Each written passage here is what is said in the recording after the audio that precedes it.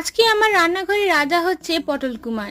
প্রথমে তো পটলগুলোকে ছিলে দুদিক দিয়ে কেটে মাঝখান দিয়ে আর্ধেক কেটে রেখে দেবো। সব পটল কিন্তু একই রকমই কাটবো। পটল কুমার আজকে এরম কাটাতে বেশ খুশি হয়েছে। তারপরে পটলগুলোকে একটা প্লেটে রেখে তার মধ্যে নুন দিয়ে প্রায় 10 মিনিটের মধ্যে রেখে দেবো। ওটাকে সাইডে রেখে একটা পেস্ট বানানোর জন্য পোস্ত, সর্ষে আর কাঁচা লঙ্কা নিয়ে আমি বাটলাম শিলে। তারপরে গ্যাসে কড়াই বসিয়ে দিয়ে তার মধ্যে সর্ষের তেল দিয়ে যত পটল রাজা ছিল সবগুলোকে ভালো করে কড়া করে ভেজে নিতে হবে।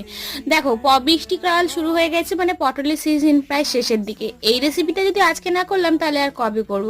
আলু ভেজে নিয়েছিলাম, কারণ আলু না খেলে আমার দিন চলে না। আলুটা পুরোটাই এখানে অপশনাল। তার মধ্যে তেলে দিয়ে দেবো কালো জিরে, সঙ্গে শুকনো লঙ্কা আর কালারের জন্য হলুদ।